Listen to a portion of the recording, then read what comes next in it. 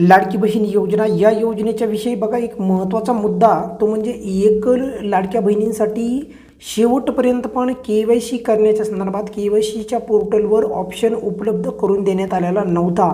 त्यामुळे विनंती आहे की एकल लाडक्या बहिणी म्हणजे अशा लाडक्या बहिणी ज्या पतीपासून किमान 1 वर्षापेक्षा अधिक वेगळे राहत आहेत, म्हणजे पतीपासून वेगळे राहत आहेत, त्यांनाच आपण परित्यक्ता महिला देखील म्हणतो। म्हणजे या एकल लाडक्या बहिणींना खरं तर या लाडक्या बहिणींना या योजनेची अत्यंत गरज असताना देखील त्यांना KYC करण्याचा पोर्टलवर ऑप्शनच उपलब्ध शेवटपर्यंत झाला नाही।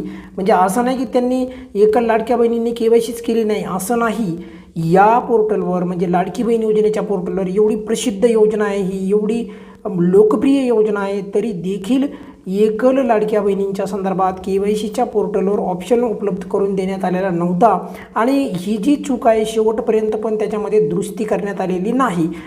परत सांगतोय बघा की ज्या लाडक्या बहिणी एकल महिला आहेत किंवा परित्यक्ता आहेत त्या लाडक्या बहिणी शेवटपर्यंत पण KYC करू शकल्या नाहीत। त्याचं कारण आहे ते त्यांची चुकी नव्हती, तर पोर्टलवर KYC करण्यासंदर्भात ऑप्शनच आला नाही आणि ऑप्शन आलं नसल्यामुळे त्यांना KYC करता आली नाही। मग त्यामुळे पोर्टल त्यांच्यासाठी तरी किमान सुरू करावे। अजून बऱ्याचशा लाडक्या बहिणींची तर नवीन KYC करायची बाकी राहिलेली आहे।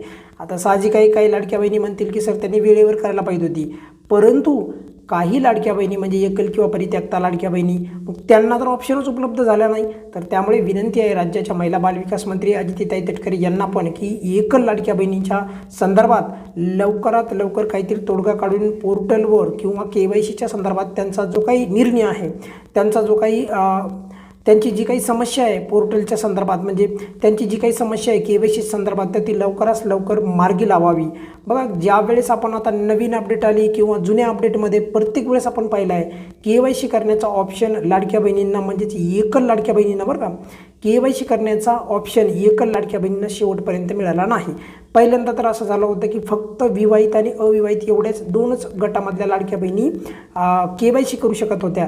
त्यानंतर आपल्या चॅनलवर वेगवेगळ्या माध्यमांमध्ये घटस्फोटित लाडक्या बहिणींसाठी KYC करण्याचा पर्याय उपलब्ध करून देण्यासाठी संदर्भात मागणी करण्यात आली आणि मग घटस्फोटित लाडक्या बहिणींना KYC करता आली, पण मात्र एकल लाडक्या बहिणींना करता नाही आली। आता त्याचं कारण मी तुम्हाला सविस्तरपणे सांगतो बघा की ज्यावेळेस आपण KYC करायला जात होतो, आता तर KYC करताच येत नाही, फक्त दुरुस्ती चालू आहे, तर तेव्हा तुम्हाला 3 पर्याय येऊ लागले बघा, एक विवाहित, दुसरा अविवाहित आणि तिसरा घटस्फोटित। आता एकल लाडक्या बहिणी येतात बघा विवाहित या गटामध्ये, परंतु त्या वेगळ्या राहतात म्हणजे त्यांच्या पतीपासून। मग अशा वेळेस जर त्यांनी विवाहित या गटाला जर निवडले तर मग विवाहित म्हणल्याच्या नंतर मग त्यांना OTP पाठवायला लागणार होता म्हणजे पतीच्या नंबरला। आता पती जर का पतीपासून ते वेगळे राहत असतील तर शक्य नाही, बऱ्याचशा लाडक्या बहिणींना तसा OTP मिळाला नाही आणि त्यामुळे एकंदरीत त्या लाडक्या बहिणींची KYC राहिली, शेवटपर्यंत पण त्यांना KYC करता नाही आली आहे। आणि हीच बाब मी सांगतो आहे की शासनाने समजून घ्यायला पाहिजे होती की त्यांना या विवाहित गटामध्येच त्यांना जर का एकल महिला असा जर पर्याय दिला असता तर माझ्या मते त्यांना स्वतःच्या नंबरची त्यांनी KYC केली असती आणि एकल महिलाची कागदपत्रे त्यांनी दिली असती, पण तसं काही घडलंच नाही। जसं की संजय गांधी निराधार योजनेला एकल महिला म्हणजेच त्या महिलेचं कागदपत्र घेतलं जातं, मग असंच जे आहे या योजनेच्या KYC संदर्भात पण व्हायला पाहिजे होतं, ऑप्शन मिळायला पाहिजे होता। आणि त्यासोबत बघा जे विवाहित गट आहे, आता या विवाहितमध्येच बघा घटस्फोटित हा पण पर्याय दिलेला होता, मग एकल महिला का दिला नाही? तर त्याचमुळे म्हणतो आहे मी शासनाला विनंती करतो आहे की छोटीशी जी चूक आहे शासनाने सुधारावी आणि लवकरात लवकर KYC करण्यासंदर्भात एकल लाडक्या बहिणींना न्याय द्यावा व त्यांच्यासाठी परत एकदा पोर्टल चालू करावे। ज्या लाडक्या बहिणी परित्यक्ता आहेत म्हणजेच एकल आहेत त्या लाडक्या बहिणींना खूप नितांत गरज असते या लाभाची आणि त्यांचाच लाभ जर बंद होत असेल तर ही खूप दुर्दैवी बाब आहे। त्यामुळे लवकरात लवकर माझ्या मते नेहमीप्रमाणे या योजनेच्या बाबतीत जे आहे शासन अगदी सकारात्मक निर्णय घेतं। आता बघा विनाकारण लक्षात ठेवा या योजनेच्या संदर्भात नकारात्मक पण खूप न्यूज येतात, कारण योजनाच तेवढी मोठी आहे, ही लोकप्रिय योजना आहे, त्यामुळे नकारात्मक न्यूजकडे आपण दुर्लक्ष करा। कारण की योजना ही प्रचंड लाडक्या बहिणींना मदत करीत आहे.